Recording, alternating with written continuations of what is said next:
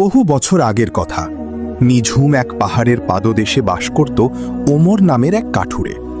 প্রচণ্ড অভাবের দিনগুলোতেও তার ঠোঁটে থাকত একটাই বাক্য, আল্লাহর ইচ্ছেতেই কল্যাণ। একবার তীব্র শীতে পুরো গ্রাম যখন বরফে ঢেকে গেল, ওমরের ঘরে তখন একদানা অন্নও অবশিষ্ট রইল না। ক্ষুধার্ত সন্তানদের মুখ দেখে সে কুড়ালটা হাতে নিয়ে বনের গভীরে রওনা হলো। তীব্র ঠান্ডায় হাত পা জমে আসছিল। ঠিক তখন সে বরফের ওপর একটি চকচকে রূপার থলি পড়ে থাকতে দেখল। আনন্দের আতিশয্যে ওমর সেটি তুলতে যাবে, তখনই এক বিশাল বাজ পাখি উপর থেকে নেমে এসে চোখের পলকে থলিটি নখরে গেঁথে আকাশে উড়ে গেল। ওমর স্তব্ধ হয়ে দাঁড়িয়ে রইল।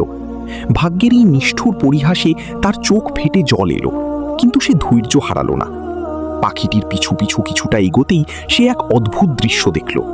বাজ পাখিটি একটি শুকনো কোটরের ভেতর থলিটি ফেলে দিল, যেখানে তীব্র শীতে ডানা ভাঙা একজোড়া ডাহুক পাখি যন্ত্রণায় ছটফট করছিল। রূপার থলির ধাক্কায় কোটরের ওপর জমে থাকা বরফ ভেঙে ভেতরে কিছু শুকনো ফল পড়ে গেল, যা পাখিগুলোর প্রাণ বাঁচালো। ওমর বিস্ময় সিজদায় লুটিয়ে পড়ল। সে বুঝল তার কষ্টের অন্ন আজ অন্য এক সৃষ্টির জীবন বাঁচানোর উসিলা হয়েছে।